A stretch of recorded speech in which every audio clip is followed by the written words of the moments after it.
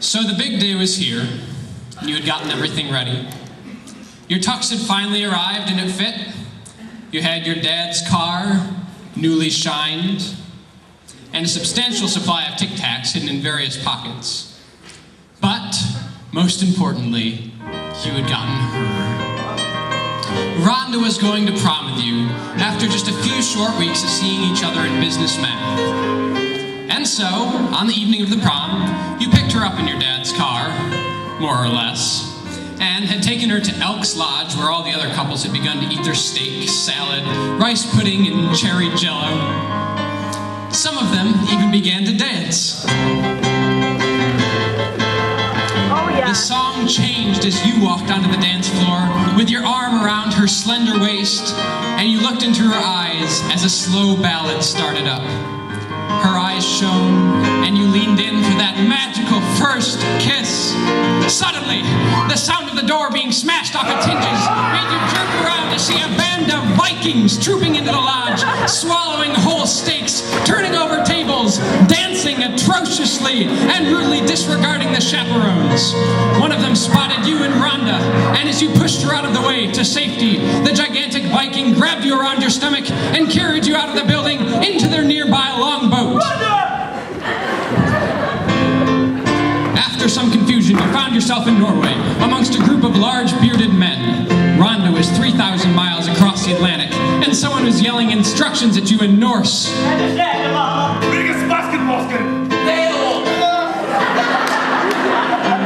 You worked for a while as a galley slave, until the accountant contracted swine flu and died.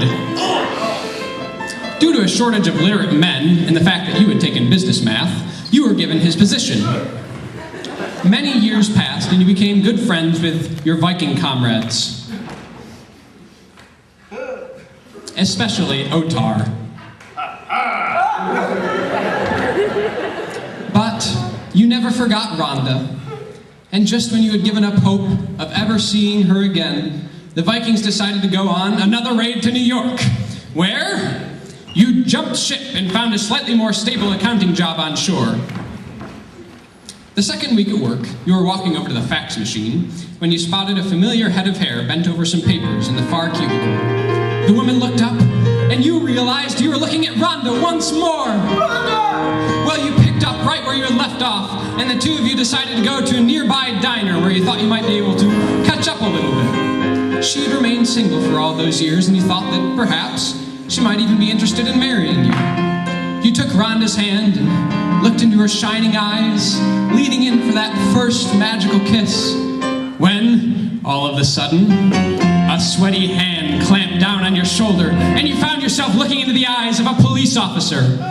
You were dragged out of the restaurant and arrested on charges of suspicious Nordic activity and given the standard 15 years of prison that one receives from Vikinging.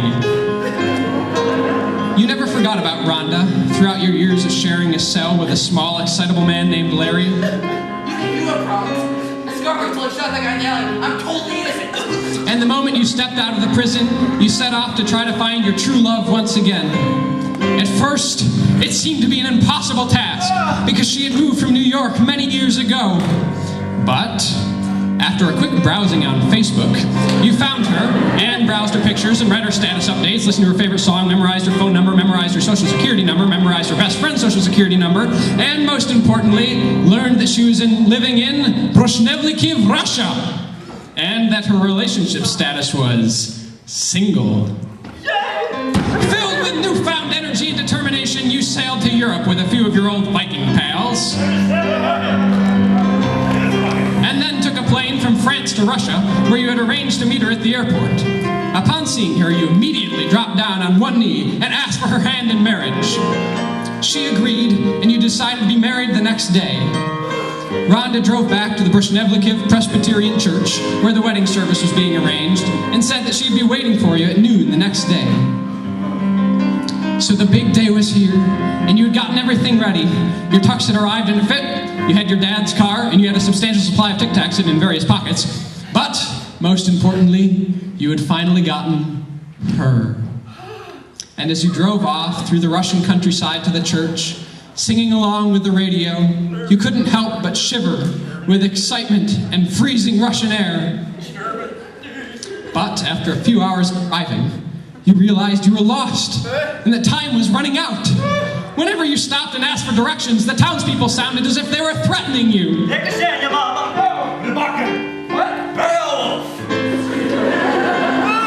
3 days late, you arrived at the Presbyterian church, but found only a note on the altar from Rhonda, stained with tears, explaining how she had flown back to the States and never wanted to see you again. But after checking up on Facebook, you noticed that she had already updated her status and was now living in Albion. What? Once again, you fly out to see her, and once again you ask for her hand in marriage, and after much groveling on your part, she accepts. And you are so determined to finally marry her that you have the wedding service that very same hour at Elks Lodge with the maintenance men as witnesses.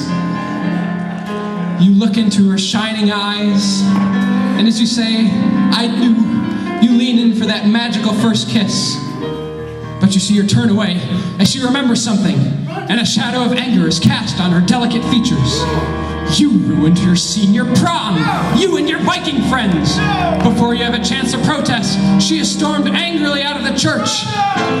When you get a chance to check Facebook again, you see that she's married to your old Viking friend, Otar. And shortly after that, she switches her page to private, and you never hear from her again. Yes, it's at times like these when you need Mama's homemade bebop-a-rebop frozen rhubarb pie and bebop-a-rebop rhubarb pie filling. Nothing gets the taste of misery out of your mouth like bebop-a-rebop frozen rhubarb pie.